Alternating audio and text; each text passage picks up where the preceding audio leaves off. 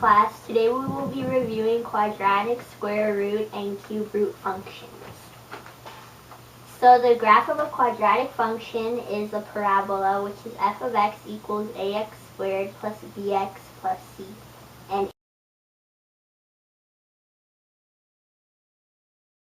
a does not equal 0. And this is the parent function, y equals x squared.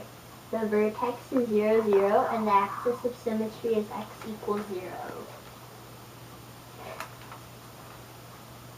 Okay, the vertex of a parabola is hk, and vertex form is f of x equals a times x minus h squared plus k, and a does not equal 0. So this is a reflection across the y-axis, and this is the parent function, y equals x squared, and this is y equals negative x squared. And the domain for all of these is all real numbers, and the range is y is less than or equal to 0 for this one. And then this is a stretch where a is greater than 1, so this one is y equals 2x squared, and this is a compression where a is between 1 and 0, and y equals 1/2 squared, x squared. Okay. So if a is greater than 0, then the graph opens upward and the y-coordinate is the minimum value. And if a is less than 0, it opens downward and the y-coordinate is the maximum value. So the curve gets thinner for stretches and wider for compressions, and the slope depends on the value of a. Let's move on to square root functions.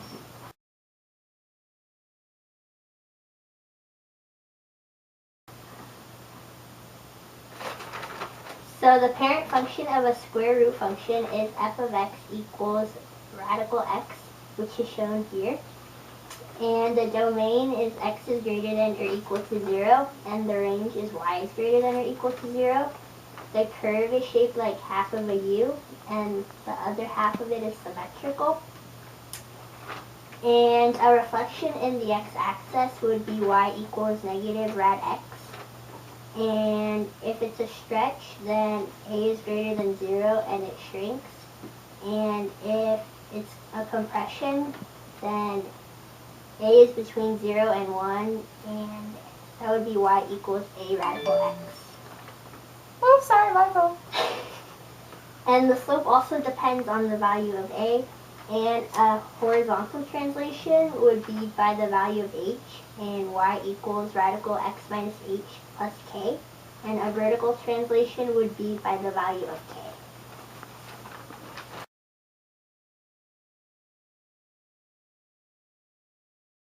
Now for cube root functions. The parent function of a cube root function is f of x equals the cubed root of x, and general form is f of x equals a times the cubed root of x minus h plus k. So this is the parent function, y equals the cubed root of x, and the domain is all real numbers, and the range is also all real numbers. And the part of the graph in the first quadrant looks like y equals radical x, like in a square root function. But y equals the cubed root of x also has a symmetrical part in the third quadrant. The curve is shaped like two half U's that are going in opposite directions, and the slope depends on the value of a. And to translate it, you multiply the y-coordinate by a and shift the graph h units left or right and k units up or down. Please excuse the following interruption. Guest speakers are now present and will be visiting specific classrooms to share their job experiences. This is a reminder towards the teachers that were informed before. Thank you.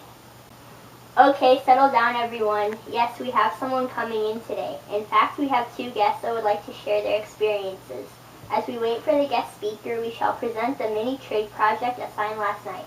You and your partner were supposed to explain how to graph and use the functions of sine, cosine, and tangent graphs, correct? Yes. Okay, so I'm first. My partner isn't here, so it's just me. In order to chart a periodic sine graph, you need to have amp, period, and midline.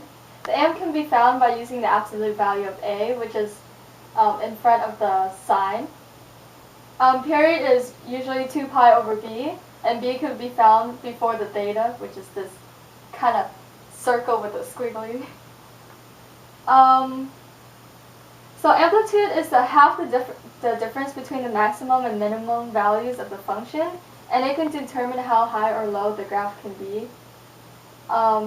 The midline, or the horizontal line through the average of the maximum and minimum values, always contain the first point of the period.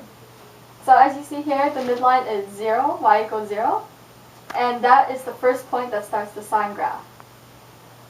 And it's represented by like a dashed line.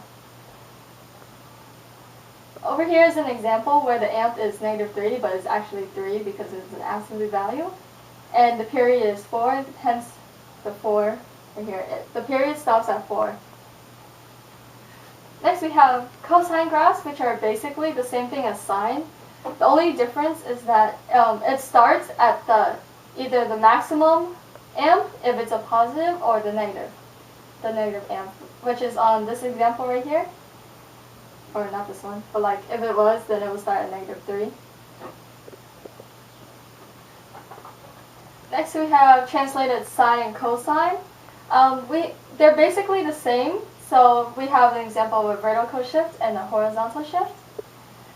Vertical shift, you would shift from the amp up and down, up or down.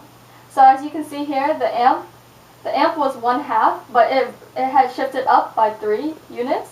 So it started at 3.5, and the midline was now y equals 3. Horizontal shift, you shift left and right, and you have to actually like chart down 5 main points to actually shift it. So it started at the -pi/3 because 0 minus pi over 3 is -pi/3, and then it started and it's the same graph.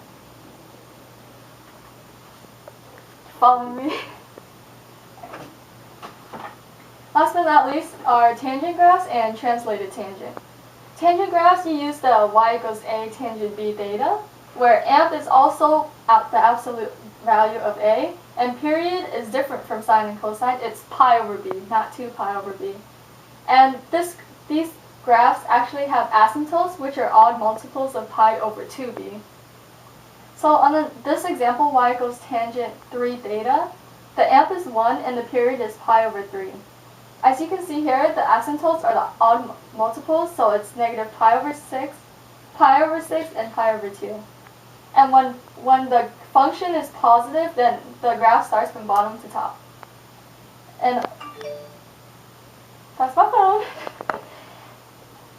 And for translated graphs, it's y equals a tangent b, x minus h plus k, where h represents the vertical shift and k represents the horizontal. Where h represents the horizontal and k represents the vertical shift.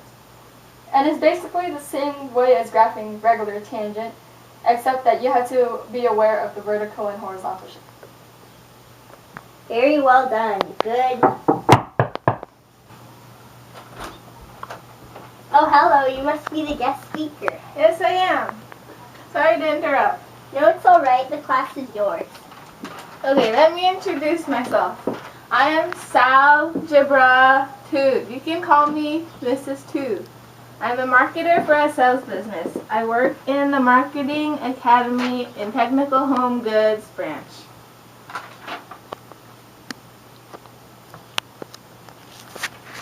Okay, so class, you come up with a genius idea. So what next? How can you pitch your product to the world? How can you turn your dream into reality? This is where I come in. You bring the goods, we help you promote it, and for a good price too.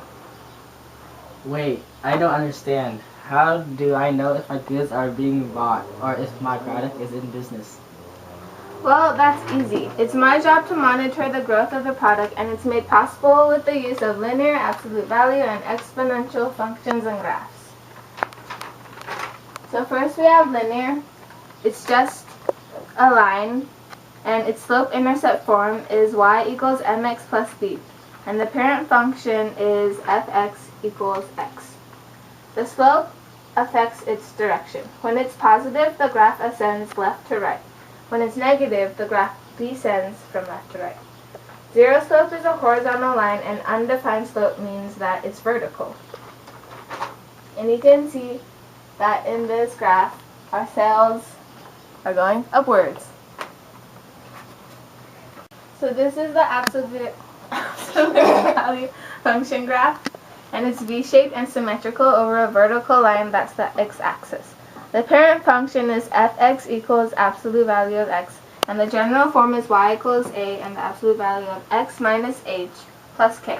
So k determines if the graph translates up or down, and h determines if it translates right or left.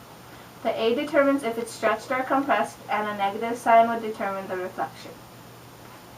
So the next graph that we have is the exponential function, and it shows a growth or decay. They have the general form of y equals ab to the power of x. The parent form is y equals b to the power of x. The translation of up or down would be determined by k, and the translation of left or right would be by h. And a stretch or compression would be caused by the a in the equation y equals ab to the power of x minus h plus k. The base b is constant, and the exponent x is an independent variable with a domain, a set of real numbers. Exponential growth occurs when x and y increases, and exponential decay occurs when x increases but y decreases. It has an asymptote, which is a line that the graph approaches as x or y increases in absolute value. In this case, it would be y equals 0. Domain is all real numbers, and the range is y greater than 0. And y-intercept is 0 and a. And you can see this. Oh, I see now. Thank you.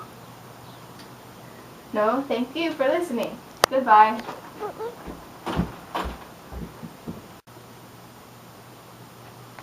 Teacher, I need to leave for my appointment. Alright, no homework tonight. Yes. Just made it. Hola, clase. Whoa, it's Jesus! You look like that dude, Jorge, that just left. Uno, mi name is Jesus. Dos, Jorge is mi hijo. Oh, Okay? my bad. Uh, Sorry. Kids these days. I work as a math professor at UCLA. It's no surprise. Jorge is the top of this class. Well, you guys learn a lot in math class, huh? Well, it's a similar job as to a math teacher, except you can afford to challenge the students more. But let's start with the basic concept at UCLA. You all heard of cubic functions, rational functions, and log functions, yes? Yeah. I see. Okay, very good. Very good, very good. Let's start out with cubic functions. This is a example of a positive cubic function whose end behavior is negative infinity to infinity. Its domain and range are from negative infinity to infinity. And this graph is an example of a negative cubic function. Its end behavior is infinity to negative infinity. Its domain is from negative infinity to infinity, and its range is from infinity to negative infinity. The negative cubic function also has two turning points. A turning point is a point where a significant change occurs. Okay, let's talk about rational functions next. Okay, next, let's talk about rational functions. Y equals px over qx is the basic setup of the function where px and qx are polynomial functions. The domain of a rational function is all real numbers except when qx equals 0. And the range is dependent on the equation. In the graph, y equals x plus 3 over x minus 3 times x plus minus 1, x equals 3 and 1, and 3 and 1 are the point of discontinuity, which is like a hole where x cannot be a solution. Wait, let me fix my mustache. Never mind. Whoa, what the? Okay. Where was I? Graph of y equals x plus 3 times x plus 2 over x minus 2 has a removable discontinuity at x minus 2. The hole in the graph is called a removable discontinuity because could make the function continuous by redefining it as x equals negative 2. The graph of y equals x plus 4 over x minus 2 has a non-removable discontinuity at x equals 2. There is no way of making it continuous, because math is math. Vertical asymptotes are numbers that are zeros of the denominator. Now, for the horizontal asymptotes, you compare the degree of the numerator to the degree of the denominator. For example, if m represents the degree of the numerator and n represents the degree of the denominator, and m is less than n, then y would equal 0. If m is greater than n, then there will be no asymptotes. But if m equals to n, then y equals a over b. Moving on to the log function. And we're back. A logarithmic function is the inverse of an exponential function. The graph shows y equals 10 to the power over x, and its inverse is log x. Recall that the graphs of inverse functions are reflections of each other across the line y equals x. You can graph y equals log bx as the inverse of y equals bx. The function of y equals log bx is the parent function for a function family. You can graph y equals log bx x minus h plus k by translating the graph of the parent function y equals log bx horizontally by h units and vertically by k units. In the a, in y equals a log x log bx. The a in y equals log bx indicates a stretch, compression, and possibly a reflection. All transformations together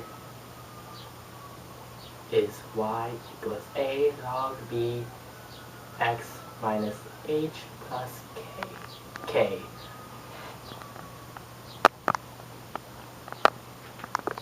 Well, that's all, folks.